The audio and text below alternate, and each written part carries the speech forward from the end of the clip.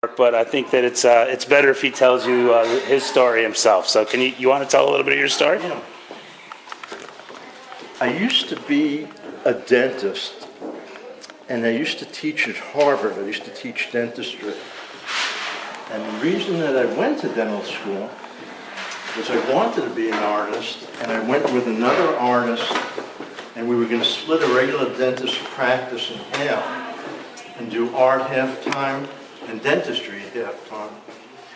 And after the junior year, he decided he didn't want to be a dentist, and I couldn't find anybody to replace him. So for 25 years, I was a full-time dentist and a part-time artist.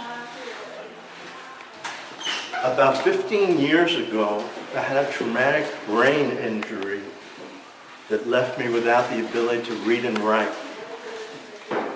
So the dentistry and the teaching were lost, but the art stayed.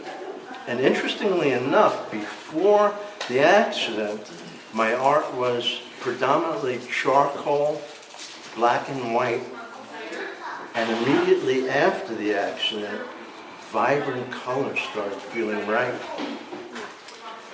And I lived in New Hampshire, but I came to Vermont to rehabilitate myself because the social services were very strong here.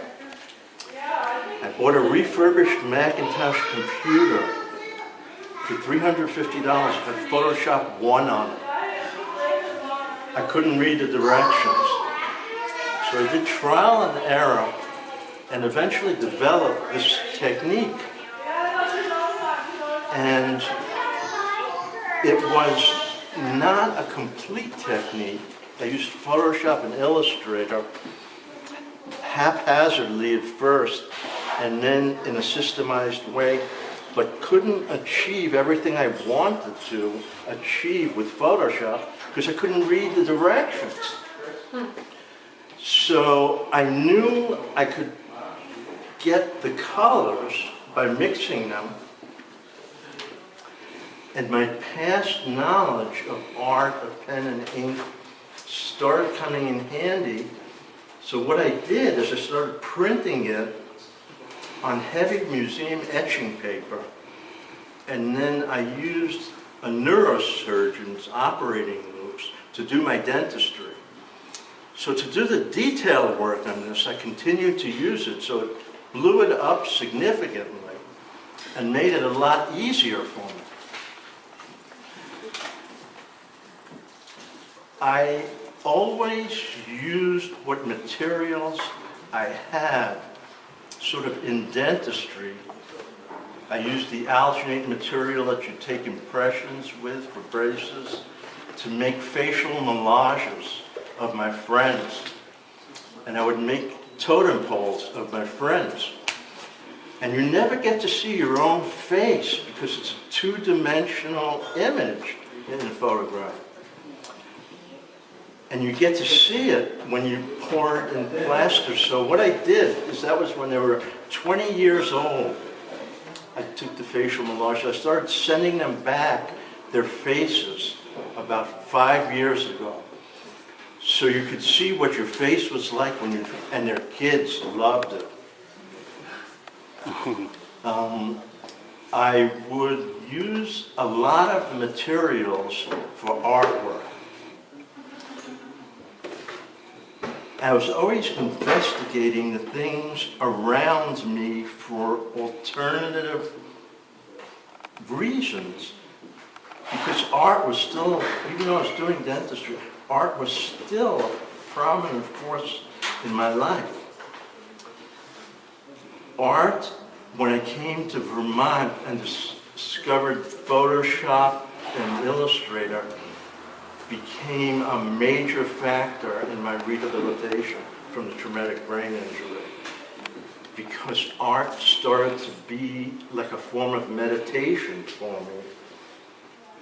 It calmed me down and gave me a sense of achievement. So I do it every day. And surprisingly enough, after 3 or 4 years, I built a sizable amount of pieces that I finished. And it surprised me when I saw the amount. I keep on heading towards larger and larger pieces. And now I'm trying to raise the money to do something that's very new. It's called extreme printing. And it's printed on a Japanese paper called kozo paper. It's like a ½ an inch thick. It's made of mulberry trees, and it's been made for about 100 years for oil painters. It's the most archival paper possible. And I came into contact with John Cohen, who's the guy that invented the digital process for Epson that allowed the transition from film to digital. And before him, there wasn't a digital process. He likes to invent. And he has this really big machine, a Rutland, that he took apart so he could increase the gap, so he could put really thick paper in. And these pieces of paper are like 6 feet by 8 feet. And they're about ½ an inch thick. And you put a heating element under it where it enters the printer that heats it to 50 degrees centigrade.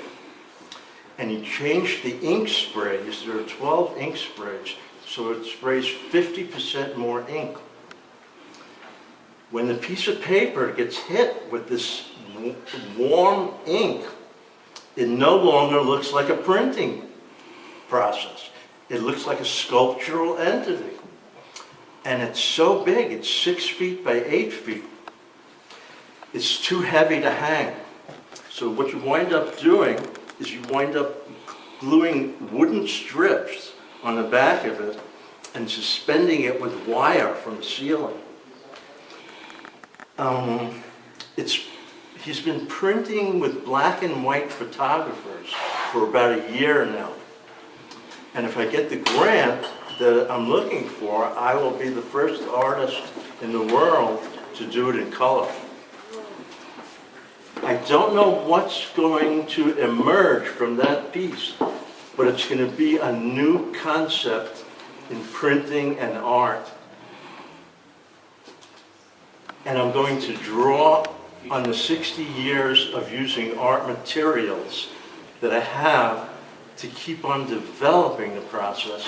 And I'm not sure exactly what's going to turn out to be, but the process is exciting. And I don't know where I am now, but anybody have any questions?